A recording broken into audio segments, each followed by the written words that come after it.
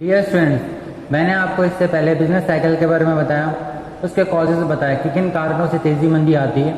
एक मैंने आपको ये भी बताया कि इसको दो तरह से निपटा जा सकता है।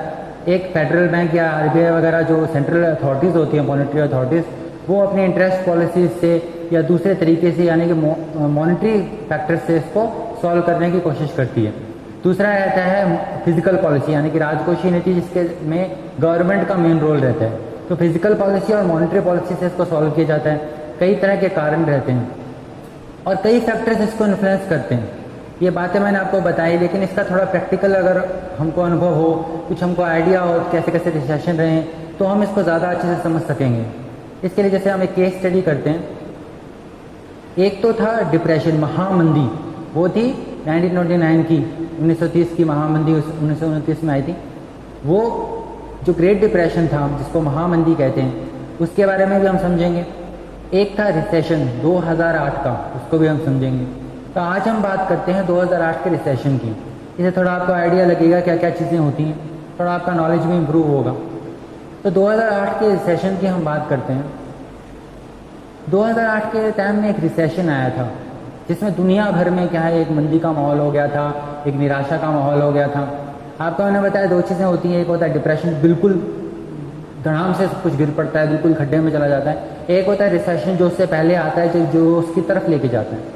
तो उसको पार्शियल मंदी भी कह सकते हैं आप, पार्शियल डिप्रेशन भी कह सकते हैं, या रोड टू डिप्रेशन भी कह सकते हैं। वो रिसेशन आया था।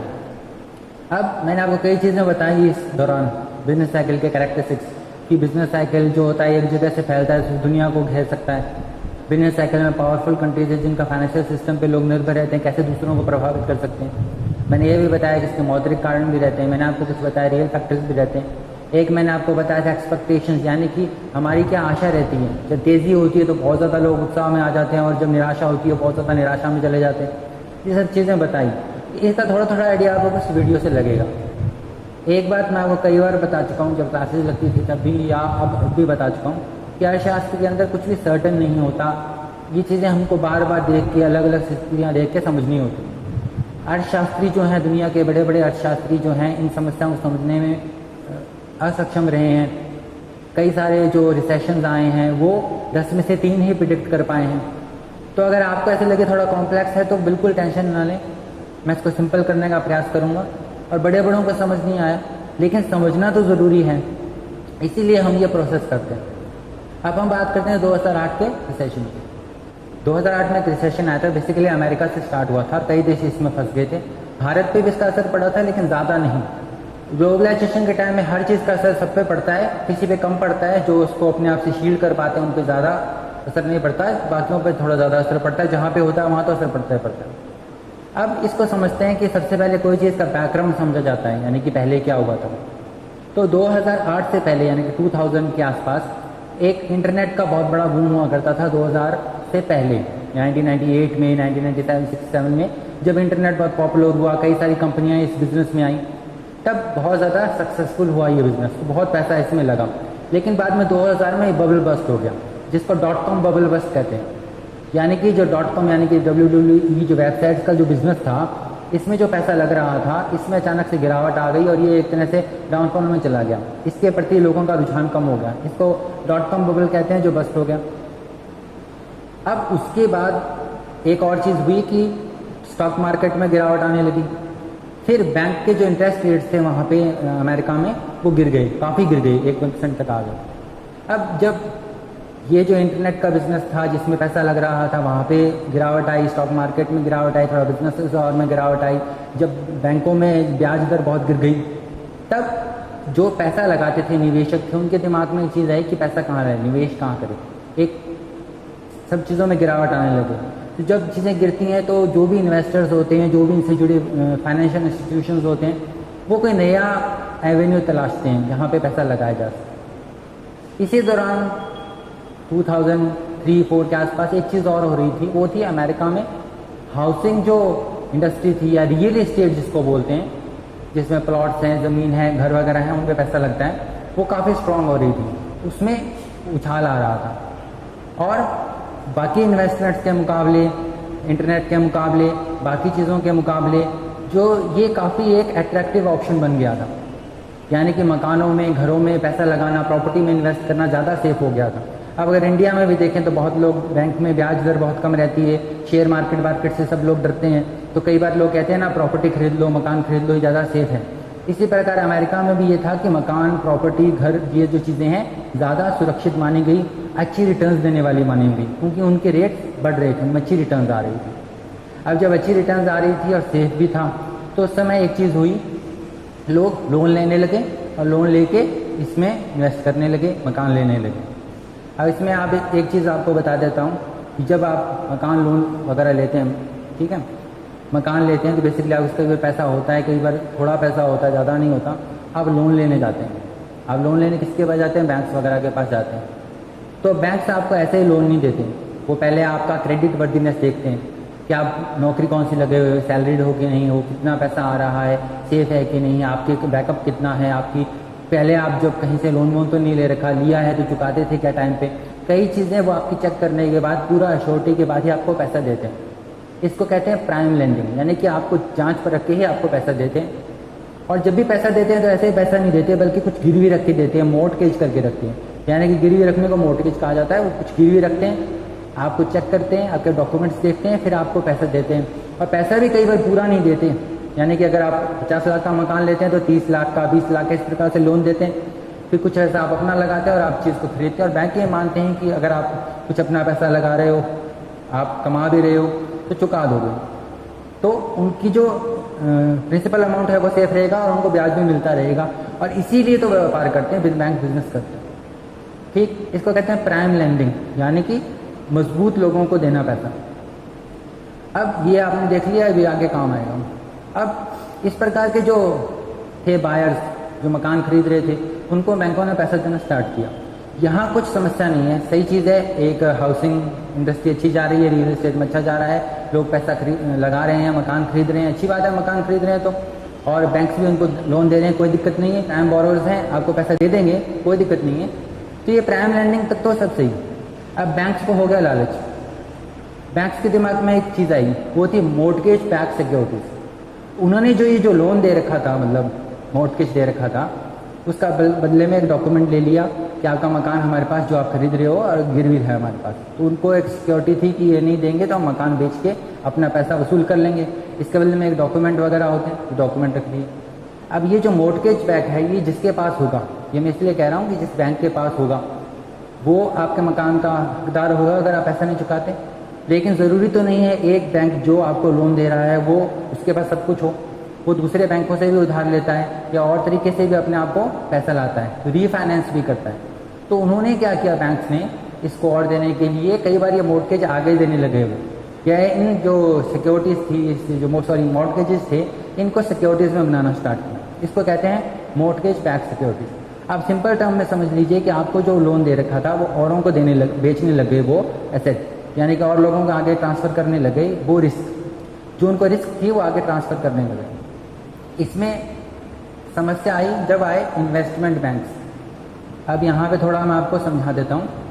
इन्वेस्टमेंट बैंक्स वो बैंक्स होते हैं जो इस प्रकार के इन्वेस्टमेंट्स करते हैं, इन्वेस्टर्स से पैसा लेते हैं, उनको गाइड करते हैं, बड़ी बड़ी कंपनियों को मर्जर्स एंड एक्विजिशंस में हेल्प करते हैं। तो बेसिकली उनका काम क्या होता है, इंटरमीडिएटरी का होता है, वो उनका मेन काम यही होता है, बट इन्वेस्टमेंट से जुड़े रहते हैं वो। इस प्रकार की सिक्योरिटीज़ में लोगों को गाइड करना, कॉर्पोरेशन को गाइड करने, इस तरह के एसेट्स में इन्वेस्ट करना, लोगों को इस इन्वेस्टमेंट की तरफ लेके आना। इन्वेस्टमेंट बैंक्स इसमें आ गए क्योंकि इन्वेस्टमेंट बैंक्स को एक एवेन्यू चाहिए था जहाँ पे वो इन्वेस्टमेंट्स को बढ़ा सके। और बाकी एवेन्यूज़ यानी कि बाकी जो सेक्टर्स थे वो थोड़ा नीचे जा रहे थे, मंदी में जा रहे थे। रियल एस्टेट मैंने आपको बताया ऊपर जा रहा था, बाकी जब थमा हुआ था उसमें रिटर्न्स अच्छे नहीं थे, उसमें रिस्क था। ये अच्छा था, ये सिक्योर था क्योंकि मकानों के रेट तो बढ़ ही रहे थे, सिक्योरिटी थी, कुछ फिजिकल एसेट है ना, एक मकान है, प्रॉपर्टी, उसको बेच के रिकवर कर सकते हो। तो ये अच्छा इन्वेस्टमेंट प्लेटफॉर्म उनको दिखा, तो उन्होंने कहा हम इसमें पैसा लगाने को तैयार है और आपको रीइंबर्स करने को तैयार है, रीफाइनेंस करने को तैयार है बैंकों को। अब जब बैंक्स को ये पता चली तो उन्होंने और ज़्यादा इसको प्राइम लेंडिंग को बढ़ा दिया।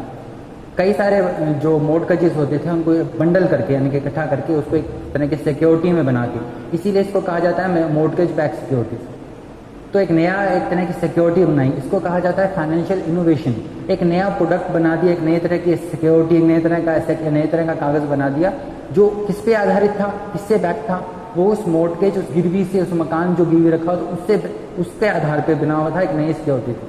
आप इसको समझ सकते हैं कि एक नया तरह का सिक्योरिटी, एक नया तरह का कागज़, एक नए तरह की इन्वेस्टमेंट थी जो उस बोरोइंग पे, उस मकान पे, उस रियल एस्टेट पे टिकी हुई थी, उस मोर्टगेज पे टिकी हुई थी। और वो सिक्योर ही माना जा रहा था तब तक, क्योंकि मकान जो उन्होंने लिया है उधार पे, वो सब तो उधार तो चुका ही देंगे क्योंकि प्राइम लेंडर्स हैं, और बाद में क्या करेंगे, अगर दिक्कत भी आएगी तो मकान बेच के पैसा वसूल हो जाएगा। तो ये जो सिक्योरिटीज़ हैं ये इन्वेस्टमेंट बैंक्स को बेचने लगे।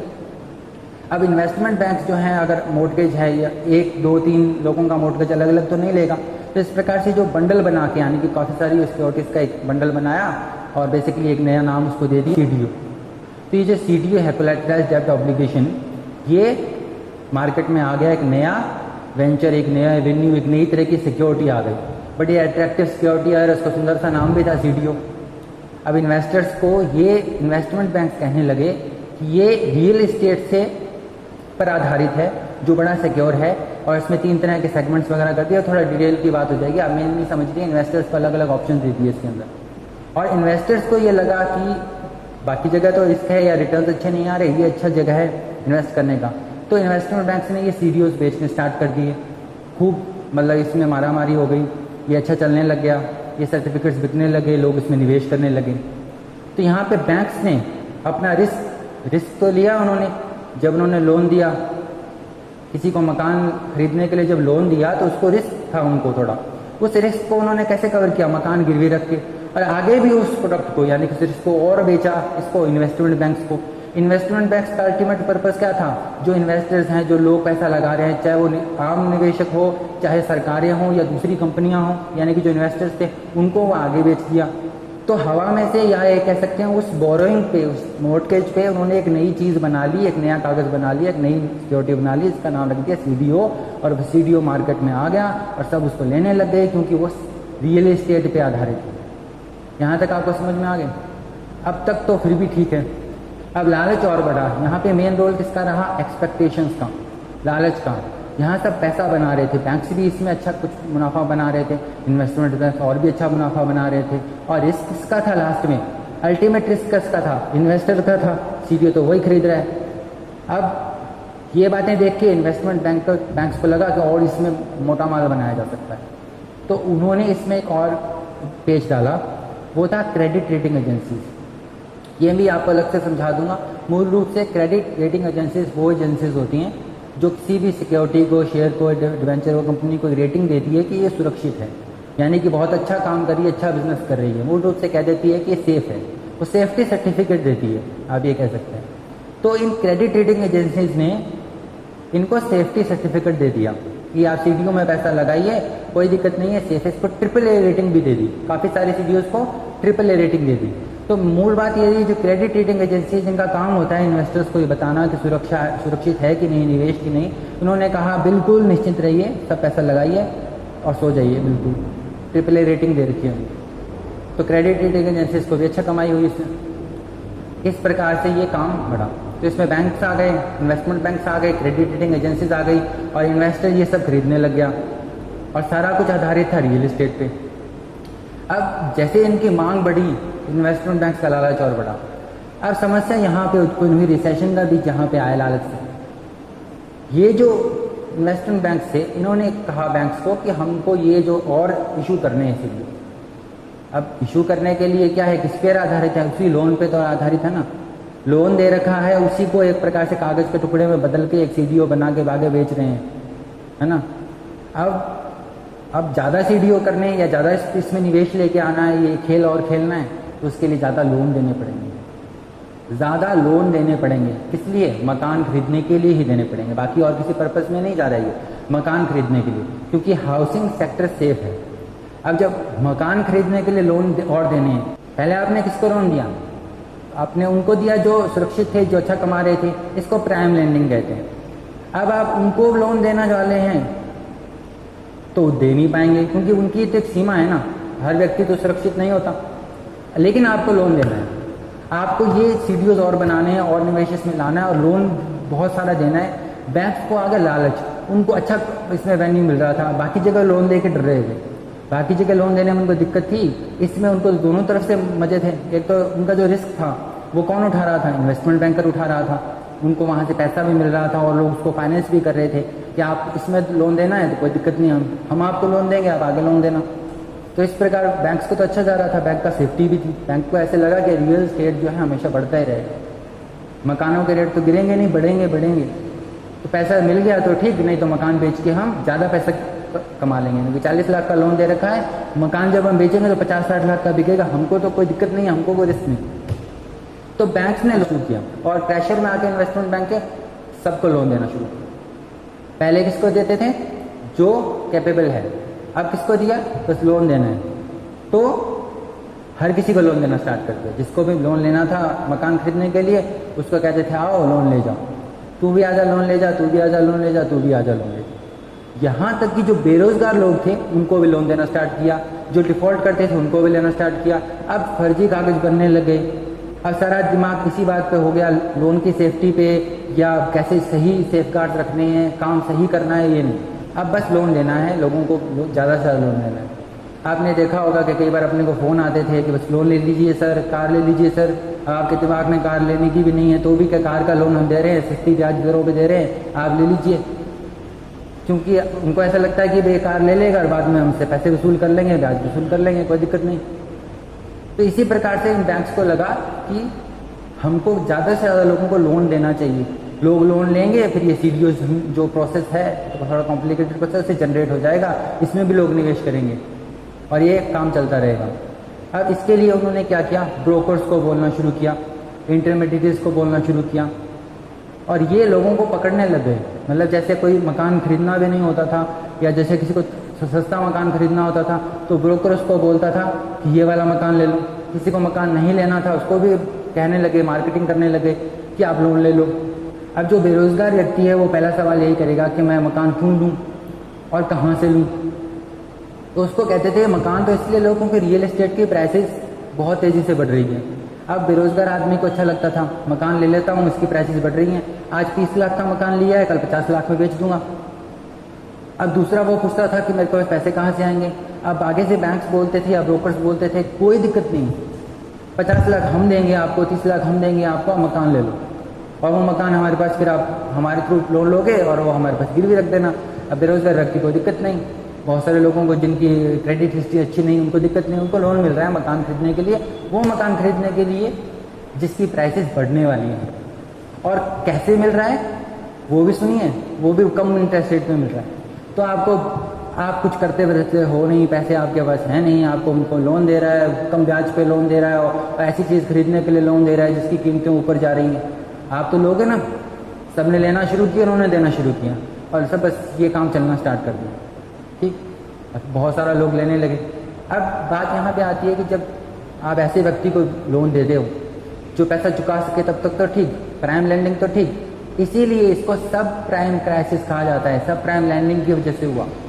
ऐसे लोगों को दे दिया जो चुका नहीं सकते थे और दिया कब? देते समय उनको क्या बोला कि हम आपको एक एडजस्टेबल इंटरेस्ट रेट पे देंगे।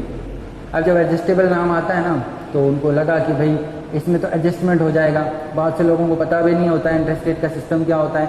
हम भी जब बैंक से पैसा वगैरह लेते हैं या लोन लेते हैं तो हमको एक इंटरेस्ट रेट बताई जाती है, हम ले लेते हैं। बाद में उसमें वो कहते हैं ये चार्जेस लग गए, फाइल चार्जेस लग गए, ये हो गया वो हो गया। तो वैसे ही इनको भी लगा एडजस्टेबल इंटरेस्ट रेट, बहुत अच्छा नाम है, एडजस्टमेंट हो रहा है, एडजस्टमेंट हो जाएगा। लेकिन एडजस्टेबल इंटरेस्ट रेट ऐसा नहीं था। एक्चुअली वो मार्केट से निर्भर करता था, उनकी लैंडिंग कंडीशंस पे निर्भर करता था जो आपको लोन दे रहे हैं। तो बैंक्स को अगर ज़्यादा उनकी कॉस्ट बढ़ जाती थी तो ये इंटरेस्ट रेट भी बढ़ जाता था। आगे चल के जब शुरुआत में लिया तब तो बहुत कम था इंटरेस्ट रेट, लेकिन ये बढ़ने लगा। अब जिन्होंने लोन लिया पहले तो उनकी हालत खस्ता थी, वो लोन लेने के काबिल नहीं थे, उनको लोन मिलना ही नहीं चाहिए था। यहाँ पे पॉइंट नोट कर लीजिए, अगर सही ढंग से काम होता तो उनको लोन मिलता ही नहीं, लेकिन उनको लोन मिला। वो चुकाने की क्षमता नहीं रखते, उनको लोन मिला। वो पैसा नहीं दे सकते, उनको लोन मिला। तो उनको जब लोन मिल गया, और लोन कैसे मिला, उस टाइम उनको लगा सस्ती दरों पे मिल रहा है, लेकिन उसका इंटरेस्ट रेट धीरे धीरे बढ़ने लगा। अब वो लोन नहीं चुका पाए। पहले तो वो काबिल ही नहीं थे, जिस इंटरेस्ट रेट पे मिला था उसके भी काबिल नहीं थे, और इंटरेस्ट रेट बढ़ने के बाद तो बिल्कुल ही वो नाकाबिल हो गए। अब वो डिफॉल्ट करने लगे। डिफॉल्ट का मतलब होता है जब आप भुगतान नहीं कर पाते। तो बैंक्स ने क्या कहा, कोई बात नहीं, वो मतलब हवा की लहर थी, उन्होंने कोई बात नहीं, हम ये मकान बेच देंगे। उन्होंने वो मकान जब्त करने शुरू कर दिए, बाद में उनको मार्केट में ऑक्शन करना स्टार्ट कर दिया। ये एक वो समय था जब ये सब ऊपर जा रहा था, अब वो समय है जब नीचे जा रहा है। प्राइसेस का जो बबल है, जो गुब्बारा है, उसमें ज़्यादा हवा भर गई तो वो फूट गया, प्राइसेस नीचे गिरने लगे, मकानों की कीमतें उतनी नहीं बढ़ी जितनी आशा की थी। पहले लोग बहुत ज़्यादा उम्मीद लगाए बैठे थे इतनी बढ़ जाएगी, वो तो बढ़ी नहीं और गिरने लग गई। अब जब ये मकान मार्केट में आ गए, यानी कि बैंक्स को करके बेचने लग गए अपना पैसा रिकवर करने के लिए, तब सप्लाई बढ़ गई डिमांड से ज़्यादा। और एक चीज़ आपको मैं बताता हूँ, जब आप मकान सब लोग ले रहे होते हैं, या कोई आपका पड़ोसी है जो कुछ नहीं करता, उसने पैसे लगा के मकान ले लिया, उसको लोन मिल गया, बाद में बेचा, अच्छी कमाई हुई तो आप भी कोशिश करोगे। अब सब डूब रहे हैं तो आप क्यों कोशिश करोगे। अब तो सेलर्स तो बढ़ गए, बायर्स नहीं रहे, सबको डर लगने लगा इससे, है एक्सपेक्टेशंस, मैंने आपको बताया ना, डूबती है तो सब फिर डूबने लग जाता है, तो अब वो नहीं लेने लगे, उनको लगा कि इसमें कोई बेनिफिट नहीं, तो बायर्स नहीं मिलने लगे, कीमतें और गिरने लगी। अब उन प्रॉपर्टीज़ की कीमतें गिरने लगी और लोग डिफ़ॉल्ट करने लगे। उसके पीछे कई कारण है, कईयों की नौकरी चली गई, या जैसे कि मैंने आपको बताया बाकी जगह पे भी थोड़ा काम सही नहीं चल रहा था तो उनका वैसे नुकसान होने लगा, इस प्रकार। अब ये जब कंडीशन होने लगी तो कुछ प्राइम बोरोवर्स थे, उनको भी दिक्कत आने लगी, वो भी कुछ नहीं पे कर पाए, तो बैंकों में हड़कंप मच गया, डिफ़ॉल्ट होने लगे, वो मकान और बिकने लगे, मकान ही मकान हो गया। रोज़ ऐसी स्थिति आ गई कि बैंक ने कुछ हड़प कर लिया और उसको बेचना चाहती है, ऑक्शन कर रही है उसको।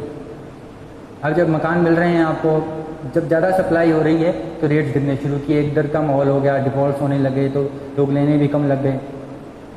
अब यहाँ पे देखिए, जैसे किसी ने लोन ले रखा था, ठीक है, मकान की प्राइस गिर गई, लोन 40 लाख का ले रखा था, अब वो मकान जो है सस्ता हो गया, 20 लाख का रह गया, 25 लाख का रह गया।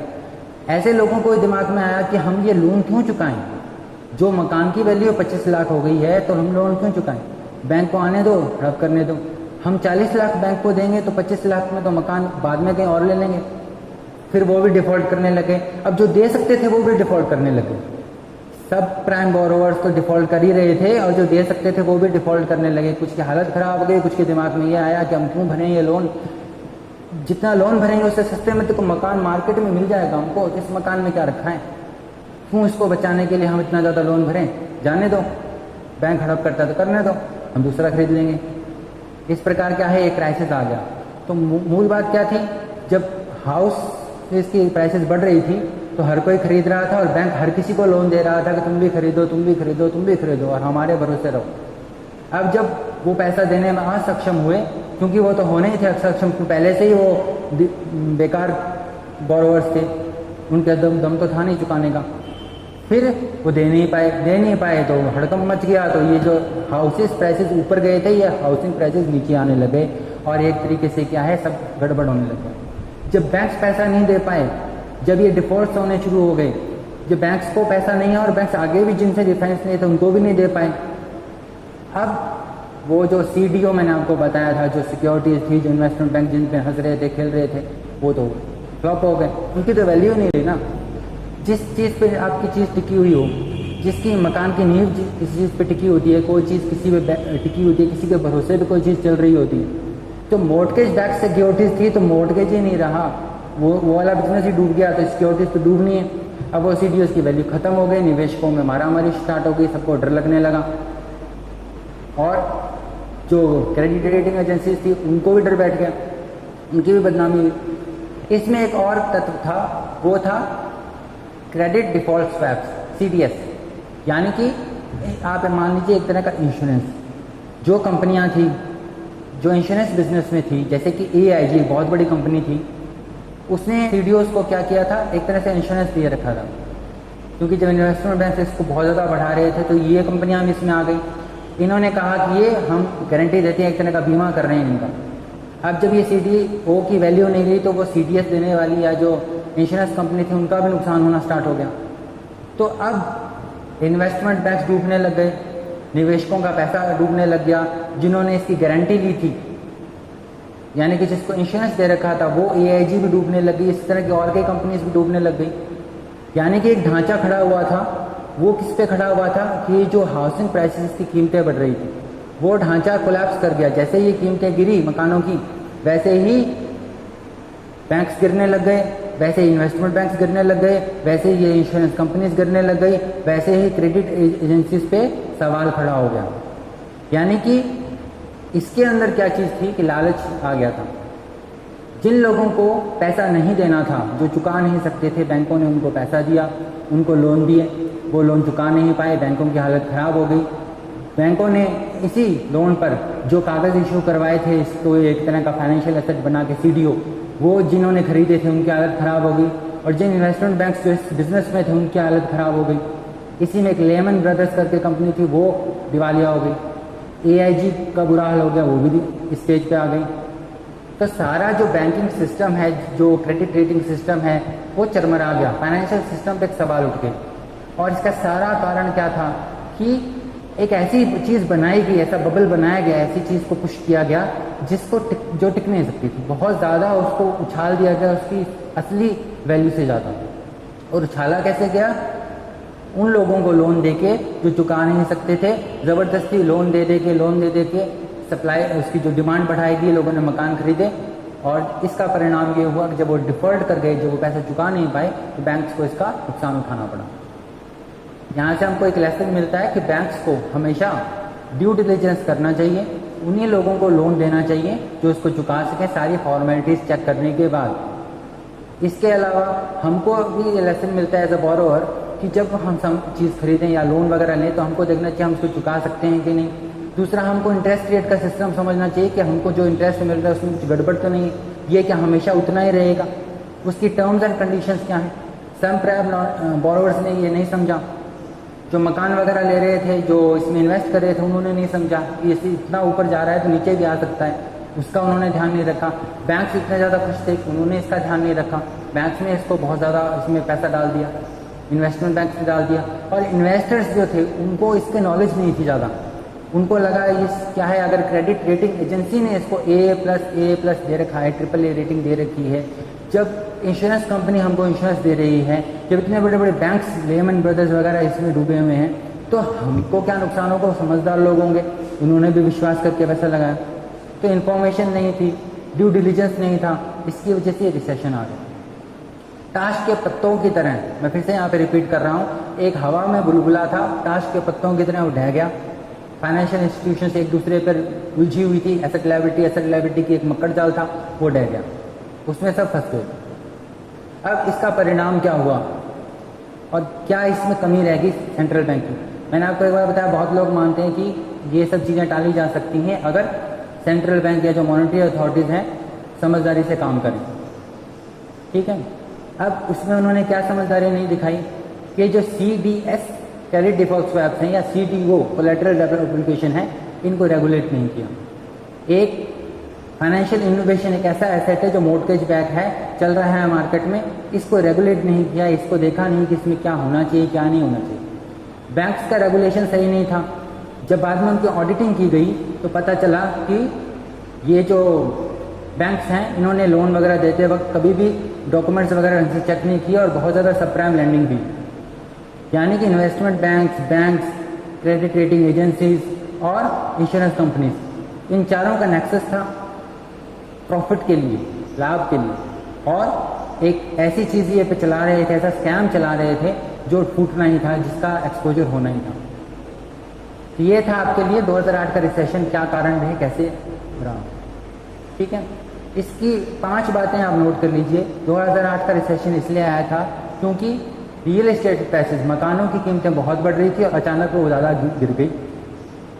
वो इसलिए बढ़ रही थी कि बहुत ज़्यादा लोगों को जो मकान नहीं खरीद सकते थे उनको बैंकों ने लोन दे के उनसे मकान खरीदवाए, एक नकली डिमांड बनवाई, और बाद में जब वो पैसा नहीं चुका सके तो वो सारी डिमांड खत्म हो गई। उल्टा ऐसे मकान बैंकों के पास आ गए जो उनको सस्ते दामों पे बेचने पड़े, इसलिए हाउसिंग प्राइसेस बहुत ज़्यादा गिर गए, रियल एस्टेट क्रैश हो गए। इसका एक तीसरा कारण था कि जो इंश्योरेंस कंपनीज थी, क्रेडिट रेटिंग एजेंसीज थी, इन्वेस्टमेंट बैंक्स थे, उन्होंने सही ढंग से ऑपरेट नहीं किया। लाभ के लालच में आकर उन्होंने काफ़ी सारी इरेगुलरिटीज़ थी। अब जब ये चीज़ें हो गई तो बहुत सारा नुकसान हुआ, लाखों लोगों की नौकरियां चली गई, बहुत सारी कंपनीज को नुकसान हुआ। अब एक चीज़ इसमें मैं आपको और बताना चाहता हूँ, एक और नुकसान इसके अंदर हुआ। जब बैंक्स बावले होकर लोन दे रहे थे, उसको लोन दे रहे थे सिर्फ उन्हीं को लोन दे रहे थे, ज़्यादातर लोग उनको दे रहे थे जो मकान वगैरह खरीद रहे थे, क्योंकि रियल इस्टेट मकानों में पैसा वगैरह लगाना सेफ माना था उन्होंने। बहुत सारे बिजनेसेस थे जो छोटे बिजनेसेस थे जिन्हें वर्किंग कैपिटल के चाहिए था, एक्सपेंशन के लिए चाहिए था, बहुत सारे बिजनेसमैन को पैसा चाहिए था, लेकिन बैंक्स उनको पैसा नहीं दे रहे थे। यानी कि बैंक्स को इतना लालच था इस सीडीओ वाले चक्कर का कि वो मकानों के लिए सबको लोन दे रहे थे, सब प्राइम लैंड दे रहे थे, बेकार लोगों को भी लोन दे रहे थे, बेवकूफ़ लोगों को भी लोन दे रहे थे, लेकिन जो बिजनेस करना चाहता था, बिजनेस करने के लिए आया था और वो डॉक्यूमेंट्स लेके आया था, उसको नहीं दे रहे थे। तो इसकी वजह से काफ़ी लोगों की नौकरियां चली गई, काफ़ी बिजनेसेस को नुकसान हुआ, लिक्विडिटी क्रंच हुआ। तो बैंकों का अंधा लालच कि सिर्फ वहाँ पे लोन देना और इस तरीके से सीडीओ वाला चक्कर जो उन्होंने चला दिया था, इसमें ध्यान उनका था ना कि बिजनेसेस को लोन देना जो कि उनको देना चाहिए। तो जहाँ नहीं देना चाहिए वहाँ पर लोन, और जहाँ देना चाहिए वहाँ पे कोई लोन नहीं। तो इस वजह से रिसेशन बढ़ता गया, लोग बेरोजगार हुए, कई देशों पे इसका प्रभाव पड़ा। आइसलैंड तो देश कहीं खतरा मंडराने लग गया, कई देशों को इसका नुकसान हुआ, कई बैंक्स फेल हो गए। इसमें एक टाइम आती है टू बिग टू फेल। बहुत से ऐसे बैंक्स या इंस्टीट्यूशन थे जैसे कि AIG वगैरह, वो फेल अगर हो जाते तो पूरा फाइनेंशियल सिस्टम अमेरिका का रप्चर हो जाता। अब इसका अमेरिका ने क्या सोल्यूशन निकाला? बेल आउट, यानी कि सरकार ने जनता का पैसा, वहाँ के टैक्स पेयर्स के पैसे से इनको पैसा दिया और इनको बचाया। तो इस प्रकार इनको बचा के जैसे तैसे पैसा डाला मार्केट में US गवर्नमेंट ने। जैसे कि मैंने आपको बताया गवर्नमेंट को इंटरवीन करना पड़ता है, पैसा वगैरह डाला है इसके अंदर और इन कंपनीज को बचाया। इन जनरल मोटर्स इसमें आती है जिसको बेल आउट मिला था। इसके अलावा AIG वगैरह बहुत सारी कंपनियों को, इन्वेस्टमेंट कंपनीज को, दूसरी कंपनीज को भी जिन पे भी रिसेशन की मार पड़ी, उनको जैसे तैसे बचाया।